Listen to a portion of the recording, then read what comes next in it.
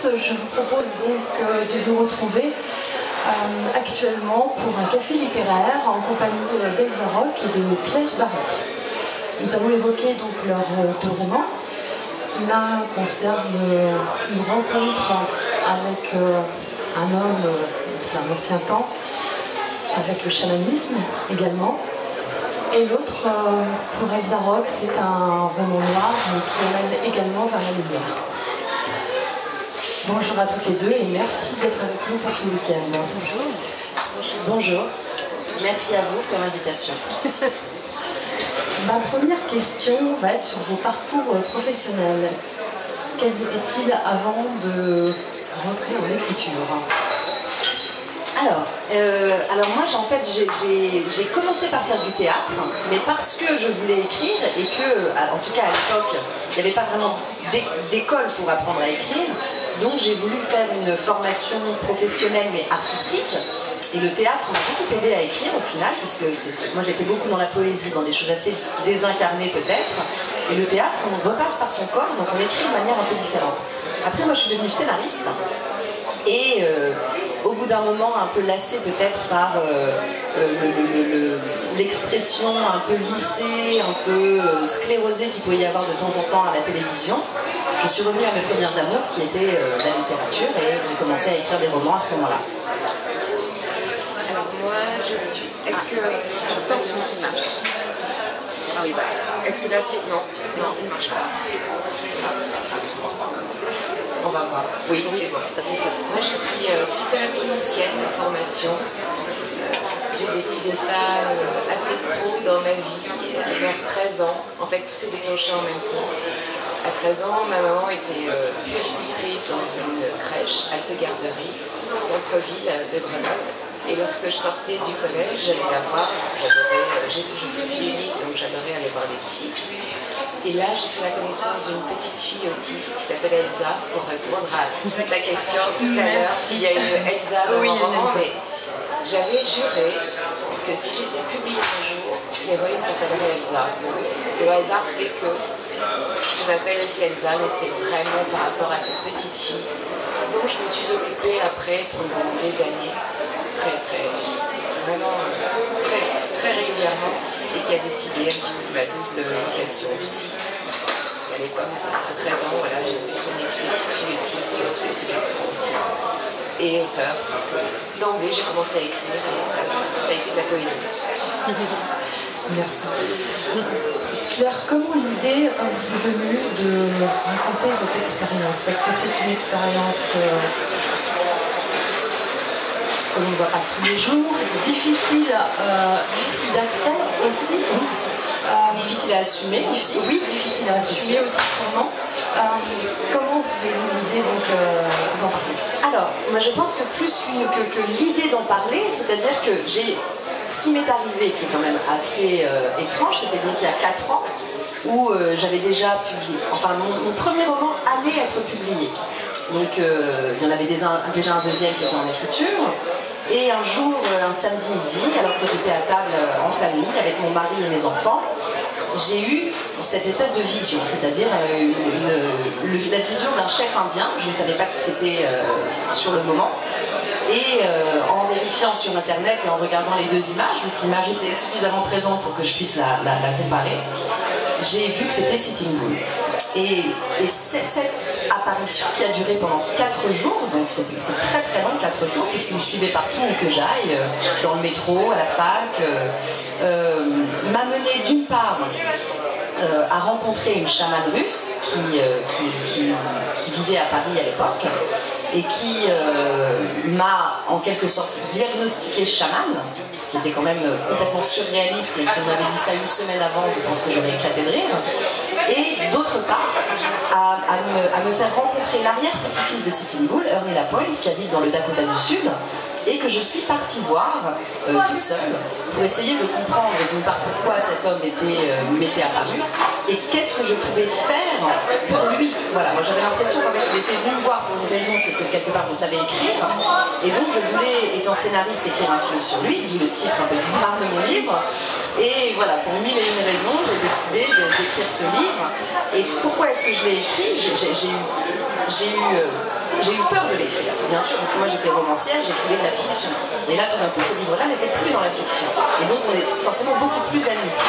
Mais en même temps, ce que j'avais expérimenté était à la fois si étrange et si interrogeant qu'il me semblait qu'il fallait que je le partage d'une manière ou d'une autre et que je le transmette voilà, d'une manière ou d'une autre, d'où la nécessité pour moi d'écrire un livre comme une sorte de réponse à cette espèce de question bizarre qui m'avait été posée ce jour-là. Elsa, le thriller est actuellement donc en plein essor. C'est un registre qui rencontre beaucoup de succès. Pourquoi avoir choisi ce registre? Est-ce qu'avant le Capitaine Marsac, dont on parlera, est-ce qu'il y a eu d'autres envies d'aller en littérature plus générale, peut-être, de parler de votre métier Oui, en fait, j'ai commencé par la poésie tout de suite. Lorsque j'ai rencontré Elsa, c'était évident pour moi, je ne me suis pas posé la question. Peut-être l'âge aussi, c'était propice. Donc de la poésie, beaucoup. Et puis ça m'a plu d'écrire, donc j'ai continué, mais j'ai commencé à me sentir un petit peu à l'étroit au fil des années. Donc un petit peu après 20 ans, j'ai écrit un roman sur la littérature blanche. Et puis je l'ai relu. Et puis je me suis dit, c'était une chouette expérience, mais ça n'est peut-être pas tout à fait là où j'ai envie d'être. Et je me suis lancée dans le polar. Et là, pour moi, ça a été une révélation. Je me suis sentie libre. Comment est né le Capitaine Marsac? Commissaire. Non, c'est pas grave, c'est Rimbaud, c'est le Rimbaud qui... Oui, c'est très important pour un auteur. Comment est-ce qu'il est né? Il est né de plusieurs choses.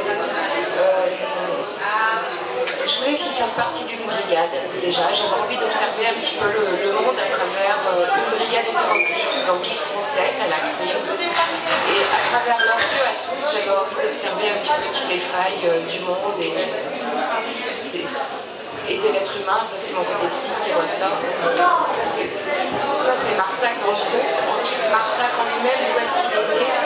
Peut-être de mon envie de créer un homme auquel j'aurais envie de m'attacher, et lecteur aussi, j'espère, sur un long laps de temps, parce que j'ai envie d'en faire une série.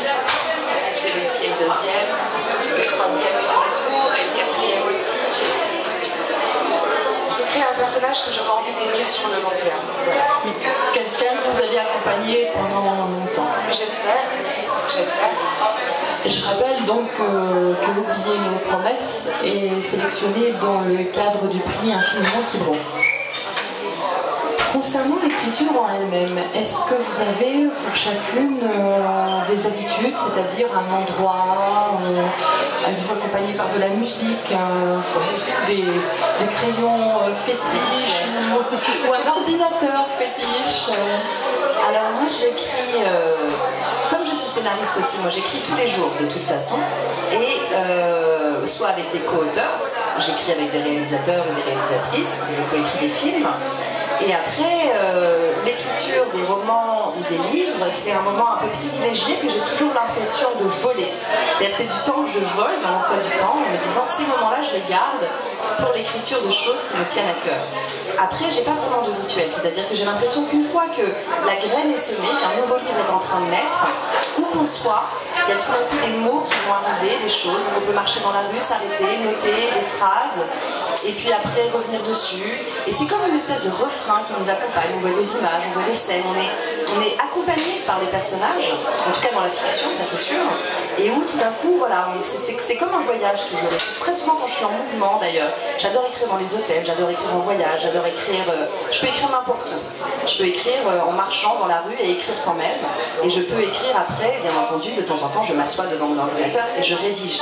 Mais tout ce qui est notes et tout ce qui est prise de notes en tout cas, et les premières idées, les premiers jets, très souvent malgré tout je les écris encore à la main et après je les remets sur l'ordinateur et là je rédige.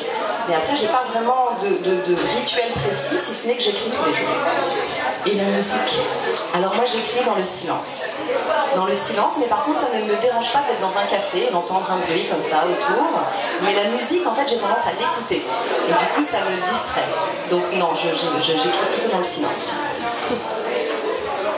Et ça m'est un petit peu pareil pour moi que pour Claire. Je n'ai aucun rituel vraiment précis, sauf que j'ai besoin d'écrire tous les jours, sinon j'ai l'impression que j'oublie l'étape. Donc tous les jours, je vole pareil, cette même sensation de voler des moments. Est-ce que c'est bon? Alors c'est étrange, parce que parfois je culpabilise, mais tant pis, j'y vais, je les prends. Après, j'ai la chance d'avoir un bureau particulier, donc j'écris dans mon bureau, mais la prise de notes, c'est pareil. J'ai toujours... Ouais, ça va aller. C'est bon. J'ai mon téléphone, là. J'ai mon téléphone tout le temps, j'ai une prise de notes régulière, j'ai des petits carnets partout. Parfois, je me réveille la nuit. Bon, au début de phase d'endormissement, je me dis, il faut que je note ça, voilà. Et la musique que j'adore, qui est très importante, alors, je l'écoute avant, j'ai besoin, c'est marrant, j'ai besoin d'avoir, voilà, un album ou un chanteur ou une chanteuse qui va me porter, pour chaque livre, qui va définir un peu l'ambiance dans laquelle j'ai envie de plonger. Mais j'aime écrire dans le silence. Non, je ne peux pas, j'aime trop la musique. C'est comme si on avait cette période de silence, c'est pas possible. Alors aujourd'hui, nous sommes le 28 avril et le 28 avril, c'est la fête des librairies indépendantes. Je voulais savoir, donc, pour vous deux, que représentent les librairies, bien sûr. Elles sont passeuses de vos romans, de vos livres. Mais est-ce que ce sont des endroits où vous vous promenez, où vous avez des habitudes régulières? Est-ce qu'il y a aussi des librairies qui sont des coups de cœur et dans lesquelles vous retournez régulièrement? Alors moi oui, bien sûr, les librairies c'est vraiment le vivier, on va dire, c'est-à-dire c'est l'endroit de découverte, d'exploration. Je sais qu'en tout cas, alors beaucoup quand j'étais jeune, j'étais tout le temps fourrée dans les librairies.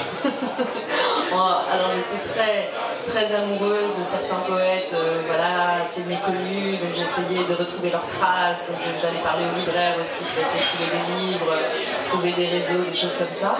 Et aujourd'hui, moi je continue à aller en librairie, en bibliothèque aussi parfois. Et pour moi c'est un lieu de comment dire ça, c'est comme un monde en fait qui s'ouvre, où on va entrer. Moi j'aime entrer sans savoir exactement ce que je vais trouver, voilà. C'est-à-dire que j'aime entrer et tout d'un coup avoir un coup de cœur pour, ça peut être une couverture, un nom, quelque chose, un titre. J'ai un rapport encore très sensoriel et très sensuel au livre, donc il est très rare que je lise des livres désincarnés. Même si je lis beaucoup, bien entendu, sur ordinateur, tout ce qui est scénario, tout ça. Mais pour moi, le livre est encore un objet magique. J'aime l'objet livre. Donc, bien entendu, le seul endroit où on en trouve encore aujourd'hui, ce sont dans les librairies. Donc, moi, j'en ai dans mon quartier, dans lesquels je vais assez régulièrement. Et c'est un lieu de découverte, quoi. C'est un lieu important. Et heureusement qu'il en existe encore, et on n'a plus qu'à espérer qu'il faut les soutenir. Il faut les soutenir, bien entendu. Parce que tout est tellement facile et pratique maintenant. Parce qu'en fait, le problème, c'est que si on cherche sur Internet, on va chercher un titre ou un auteur, on sait déjà ce qu'on cherche, on sait déjà ce qu'on va trouver. Alors qu'il y a la surprise de la découverte en allant dans une librairie et en parlant avec ses libraires, qui en fait permet des voyages bien différents et qui permet l'inattendu. Et je pense que cet inattendu-là fait partie des choses les plus précieuses, à mon sens. Ah, c'est un petit peu comme Claire, hein, pourvu que nos libraires existent encore pendant longtemps, que ça ne devienne pas comme aux US où les librairies n'existent quasiment plus.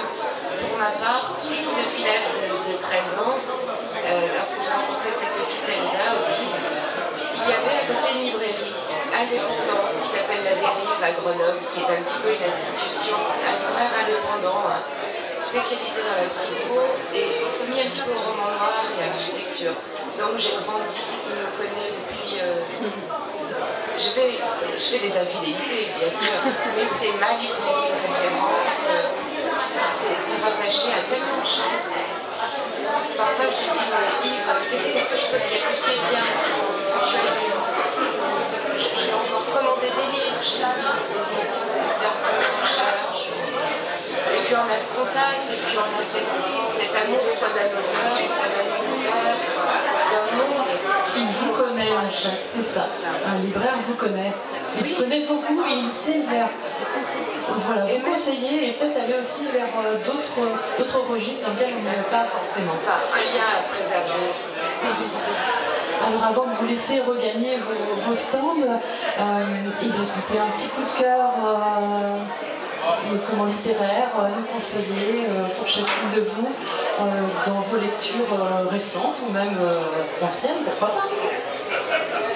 Alors moi, ce qui me vient à l'esprit, c'est un petit bijou de roman noir de Daniel Legrel qui s'appelle La mort du petit cœur. C'est un roman noir rural qui se passe dans un petit coin perdu des US. C'est l'histoire d'une mère un peu trop sexy pour la campagne dans laquelle elle vit et son adolescent, son fils adolescent obèse. Et ce rapport mère-fils est absolument fabuleux. D'ailleurs, j'en parle et j'en ai des frissons. C'est vraiment mon coup de cœur. J'en ai une autre, mais je l'ai posée dans mon salon et je me dis, tiens, tu vois, des choses comme ça existe aussi. Vraiment. Alors moi, ce qui me vient, bizarrement, c'est sans doute aussi beaucoup de classiques, c'est-à-dire relire Les Fleurs du Mal, Une saison d'enfer, Dostoïevski. Et chez les romanciers encore vivants, dont il est américain, Michael Cunningham, qui est vraiment un auteur sublime, et particulièrement de chair et de sang, une très belle saga familiale. Et c'est lui qui a écrit Les Heures aussi, qui a fait un très beau film. C'est vraiment un auteur à découvrir, à mon sens. Un gros coup de cœur. Alors, je vais vous remercier toutes les deux et vous laisser regagner vos stands. Je vous remercie d'avoir assisté à ce café. Et vous pouvez retrouver Elsa et Claire sur leur stand un peu plus loin. Merci.